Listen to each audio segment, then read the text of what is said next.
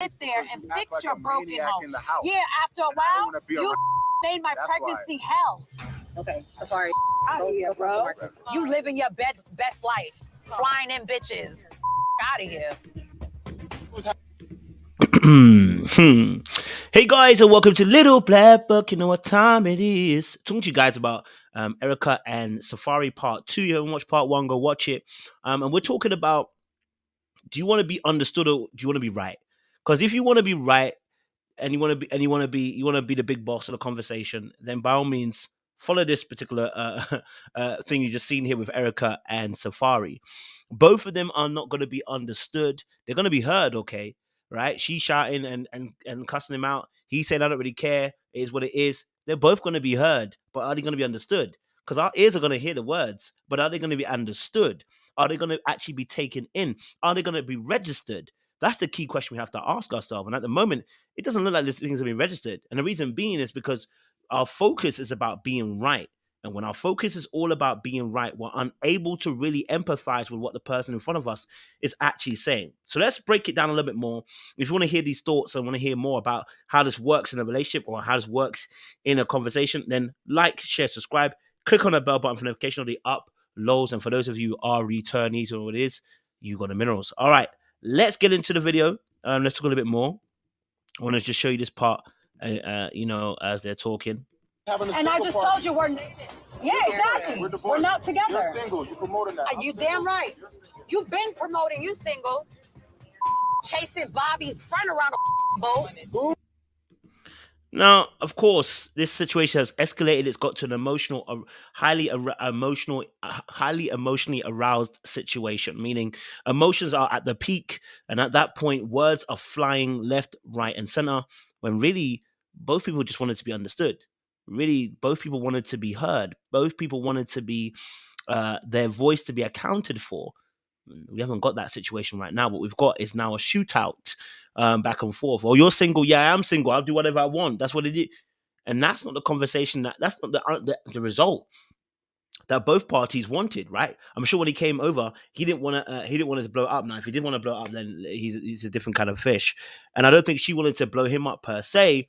But she wanted to be heard, right? Because she was angry, she was frustrated, she was hurt by his behaviors. And rather than being vulnerable, a lot of times what we choose is the aspect of anger and frustration. Now, of course, there are also aspects of vulnerability, but they actually present a different type of vulnerability. And what it does, it actually pushes a person away rather than drawing them in. We do things that break the intimacy and actually push the person away rather than actually drawing them in. We want them to come closer. And we're hoping that by scolding them, they're going to get closer. It never works. Now, I'm not saying that you don't get angry at any point in the day or any point in a relationship. What I am saying is think about your objective in this moment. Because anger is one of those self-defense mechanisms because we're frustrated because we can't reach a particular goal. That's the emotion of anger. Not that it's bad. It sends a signal to everybody else. You can F with me if you wanted to. Like that's what anger will be doing to you. That's what we're telling people. You can't mess with me even if you wanted to, right? What part of that showed softness in that moment? What part of that showed that vulnerability that we wanted to see? And I'm talking about that's about her. But from his perspective, what part of you being dismissive? What part of you talking away from her, not looking into her eye and having a conversation was actually you trying to understand where she's coming from? What part of even you not even really taking the time to say, are you saying X, Y, Z? Because I don't think I heard you correctly, is even going to help the conversation. It's not. Neither party helped this conversation. Neither party was moving towards the direction of being understood. And that's why we're in the situation we're in. So my question is, do you want to be understood or do you want to be heard? Right? First thing is this: scathing words, scolding words, you launching a fiery attack feels good in that immediate moment, but it does not result in the final destination that you require for it to be, which is you being understood. You being dismissive, avoidant, not setting the tone for the conversation. I believe that men should be emotional leaders. You must set the tone for the conversation, meaning what do you hope to achieve? If Erica starts getting out of pocket now and you feel like she's getting out of pocket, that's the moment to say, hey, look, let's bring it down a little bit because I want to understand where you're coming from. So, but if you start shouting at me, I cannot understand where you're coming from. And at that point, I will have to vacate the premises and leave the conversation. And we can try again another time, but I'm not going to take this disrespect. That's what should be set forth. When you're trying to be a leader in a relationship, the emotional setting pace in terms of actually being a leader here is let the person know, hey, right now, this is not becoming effective communication. I'm struggling to understand what you're saying. I'm being very defensive and I'm getting angry myself, and I'm just gonna walk away and be avoidant. But I don't want that to happen because I value you, and I want to be able, I want to be able to understand you and for you to understand me, right? This is quintessential. You set the tone, especially as a man. You should be setting the tone. Don't come crying to me and shouting to the rest of the world about how this girl is like this when you've never tried to set the tone. And to set the tone don't mean shut the fuck up. Set the tone does not mean it does not mean that. Set the tone does not mean, you know what, calling people names, bitch and hoes. That's not setting the pace. That ain't it. And ladies, you too, please stop looking for man them that are there trying to put you in your quote unquote place. No, no, no, no, no, no, no, no, no, no, no, no, no, no. What we're looking for is effective communication that's healthy in dialogue. Hey, look, I want to let you know that when you're screaming and shouting at me right now, when you're swearing at me, I'm becoming very defensive. I'm getting angry and I'm getting annoyed in this particular position right now. And I'm not willing to listen to you at this point. Right. So if we want to be understood in this moment, let's have a real dialogue, but let's keep it respectful, so that I don't feel frustrated, so you don't feel frustrated, because I'm gonna bark back and we're gonna get frustrated. That's what needs to be happening. Letting the person know that we're not gonna do this game tit for tat. We're not gonna fight this game with fire. Right now, in trying to be understood, here's a key thing in my next one at 1 minute and 30 seconds. In order to be understood, what we're looking for first and foremost, eye contact. Eye contact. You'll see in this little clip here, I'll show you. They stop having eye contact.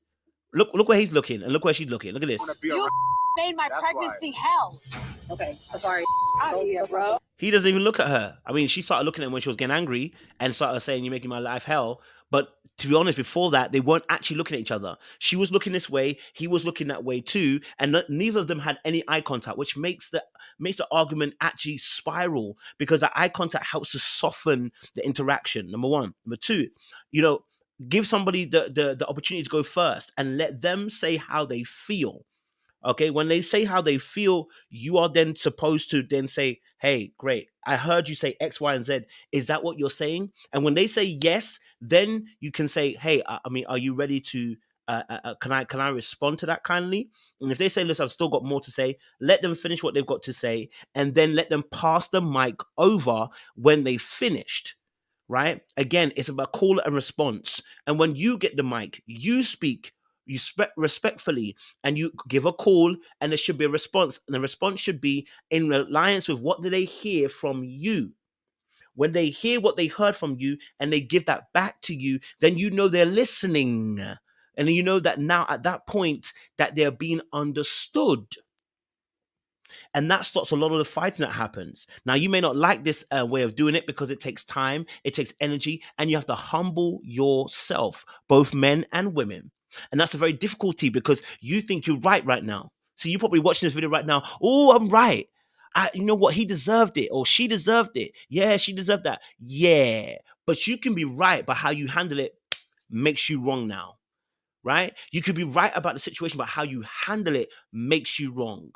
Okay, and it doesn't encourage empathy from the other person. So I'm gonna leave it there. You know what I mean? Like, as well. And finishing off even that conversation, it's what do we go from here? What do you need from me in future? What should it look like? What's the communication look like? I can hear that you're hurt. In future, I'll make sure that there is some resolution and some solutions that are brought to the table after that conversation is had. Like, share, subscribe, click on that bell button for notification uploads. We appreciate you guys. Stay locked and stay loaded. Hey, don't forget as well, if you haven't joined our Discord, make sure you join our Discord, man. Get involved. We talk about TV shows, relationships, all that kind of jazz. If you want a community where you can be around those people, join our Discord through Patreon. It's not free, but it is enjoyable nonetheless. Okay, we've already got a few great communities